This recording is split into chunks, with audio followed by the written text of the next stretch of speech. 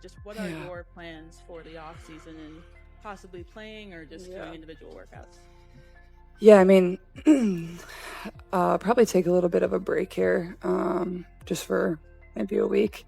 I don't really want to lose a ton of the stuff I've worked on, and just trying to get my body back to full health. There's some USA basketball stuff I need to get ready for. Imagine the biggest star in the world, 1 year into her contract, quietly issuing an ultimatum to her own team. It sounds like something out of a basketball fever dream, but that's the shockwave tearing through the WNBA right now. The reports are undeniable. Caitlin Clark is no longer just the star guard. She's an absolute menace who just threatened her own franchise with an unofficial exit if they didn't save 2 specific players from free agency. This isn't just about a star wanting her friends back.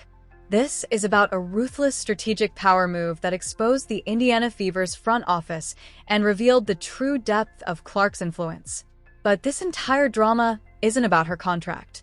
It's about 2 teammates, Sophie Cunningham and Lexie Hull, who were about to be cut loose, and the shocking demand that was secretly delivered. Before we dive deeper into this explosive situation, let's take a step back and understand just how unprecedented this moment truly is. Caitlin Clark entered the WNBA as the most hyped rookie in league history. Her college career at Iowa shattered viewership records, brought unprecedented attention to women's basketball, and created a cultural phenomenon that transcended sports. When she was drafted first overall by the Indiana Fever, expectations weren't just high, they were astronomical. The Fever went from being one of the league's struggling franchises to selling out arenas overnight. Merchandise flew off shelves. Television ratings doubled and tripled. Clark wasn't just a basketball player. She became the face of a movement, the catalyst for women's basketball's explosive growth into mainstream consciousness. But what nobody expected was how quickly she would translate that cultural power into actual organizational leverage. We've seen superstars influence roster decisions before, but typically that comes after years of proven success, multiple championships, or at least a few all-star appearances. Clark is doing this after just 1 season. A season where, despite her individual brilliance, the Fever didn't even make a deep playoff run. This isn't earned through championships. This is pure star power, pure market value, pure recognition that she is the WNBA's most valuable asset, and she knows it. The crisis stems from a cold, brutal financial reality that hit the Fever the moment the season ended. Only 3 players are guaranteed to be on the roster for 2026. Clark, Aaliyah Boston, and Michaela Timson. Everyone else is a free agent, including fan favorites like Hull and Cunningham, who were suddenly on the chopping block and ready to walk. Management's public stance was that they wanted everyone back. But behind the scenes, the calculus was already done. One of the biggest names on the market would have to be sacrificed to manage the cap, and the initial sacrifice was brutal. To understand why this situation became so volatile, you need to understand the WNBA's salary structure and how dramatically different it is from other major professional sports leagues. The WNBA salary cap for 2025 is approximately $1.46 million per team. Yes, million with an M for an entire 12-player roster. That's less than what many NBA benchwarmers make individually. The maximum salary for a superstar player is around $241,000, which sounds decent until you realize that's the absolute ceiling for the best players in the world. Most players make between $60,000 and $100,000 annually, forcing many to play overseas during the off-season just to make a living wage. This financial constraint creates an environment where every contract decision is magnified, where keeping even one additional role player can force impossible choices elsewhere on the roster. In this context, the Fever's front office found themselves in an impossible position. They have the league's brightest star in Caitlin Clark commanding maximum salary. They have Aaliyah Boston, the 2023 Rookie of the Year and a rising star in her own right, also commanding premium money. They need to resign Kelsey Mitchell, their veteran all-star guard, who has been the franchise's most consistent scorer for years, and now they're facing demands to retain both Lexie Hull and Sophie Cunningham. 2 players who exceeded expectations, but who also command respectable salaries in this constrained market. The math simply doesn't work. Something has to give. Insiders reveal the original chilling plan. The Fever front office was prepared to quietly let restricted free agent Lexie Hull walk. As a restricted free agent, Indiana had the right to match any offer she received. But the reports say they were expecting her to get bigger bids from other teams and had already made the decision not to match them. This was a calculated, quiet, cost-cutting measure designed to preserve funds for other priorities. It was a cold-hearted betrayal of a player who stepped up when the stars were hurt. And the executives believed they could get away with it because it would happen silently in the offseason. And this quiet decision is exactly what triggered the true behind-the-scenes showdown that would change everything. Lexie Hull's situation is particularly heartbreaking when you examine her journey. A second-round draft pick in 2022, Hull wasn't expected to be a major contributor.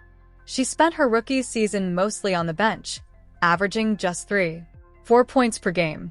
But in 2024, everything changed.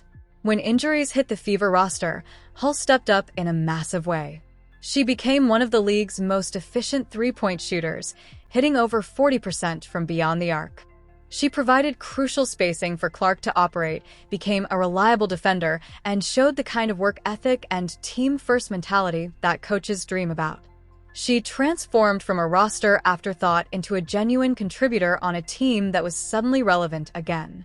And her reward for this breakout season, the front office was ready to let her walk without a fight, treating her like a disposable asset in their financial calculations. Sophie Cunningham's story adds another layer to this drama. Cunningham wasn't even originally on the Fever roster. She came over in a mid-season trade from the Phoenix Mercury, where she had been a fan favorite and a key role player for years. The trade was seen as a win-now move by the Fever, bringing in a veteran presence with playoff experience to help guide the young core. Cunningham immediately clicked with Clark, providing veteran leadership, tough defense, and clutch shooting. The chemistry was undeniable both on and off the court. But now, as an unrestricted free agent, Cunningham faced the very real possibility of being a one-season rental brought in to help the playoff push and then discarded when the financial realities hit. Suddenly, the whispers started. Rumors began flying that Clark's camp had stepped in, demanding an immediate review of the roster strategy. This was no polite chat about player development. It was a clear intervention. Sources claim Clark was quietly pressuring management to keep her closest allies no matter the cost, essentially forcing their hand. Then came the media storm. The talk of private meetings with General Manager Amber Cox and discussions about core preferences. The message was clear. If you're going to trade away my most trusted chemistry partners to save money, you will disrupt my entire plan for this franchise. The timing of Clark's intervention is crucial to understanding the full scope of this power move. This didn't happen during the season when emotions run high and decisions are made in the heat of competition. This happened during the calculated cold business period of the offseason, when front offices are supposed to have complete control over roster construction. Clark essentially hijacked the entire free agency strategy before it could even unfold. She didn't wait to see what offers Hull and Cunningham received. She didn't wait for the front office to present their plan. She preemptively declared her position and dared them to cross her. That level of proactive control is what separates this from typical player input. This is a player dictating terms before the game even begins. This level of control is unprecedented for a player so early in their career. Now, everyone is comparing it to the kind of player and organization you see in the NBA, specifically a LeBron James-like influence. Clark's goal is simple: stability. She wants her Trees Leches trio, Clark, Hull, and Cunningham, intact for the title run she's planning. As Cunningham herself once mentioned, when you have a generational talent like Clark, she should have a lot to say about the system. Clark has the power to change the WNBA. Now, she's using that power to change her own team's front office, and it seems to have worked. But this isn't a fairy tale of friendship. This ruthless power move has a hidden cost: sacrificing another crucial star in the OIT process. Let's examine the LeBron James comparison more closely because it's both accurate and revealing. LeBron famously influenced roster decisions throughout his career.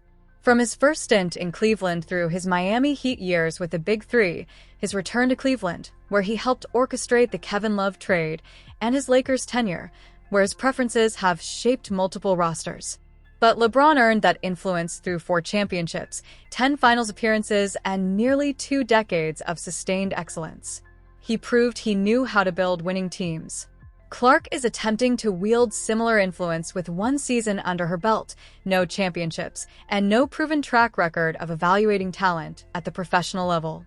She's operating entirely on star power and market value, not on earned basketball wisdom. The Tres Leches nickname itself reveals something important about Clark's thinking. It's not just a cute trio name. It represents a very specific basketball philosophy. Clark thrives in a system with reliable shooters who can space the floor, defenders who can cover for her occasional defensive lapses, and players who understand how to play off her unique passing ability. Hull and Cunningham fit that profile perfectly. They're not the most talented players in the league, but they're the right players for Clark's system. She's essentially telling management, I know how I win. I know who helps me win, and you need to trust my judgment even though I'm basically still a rookie. That's an incredible leap of faith she's asking the organization to make. The problem is the domino effect.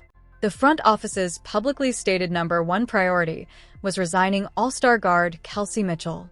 However, holding on to Cunningham and matching any offer for Hull will severely eat into the Fever's already thin salary cap.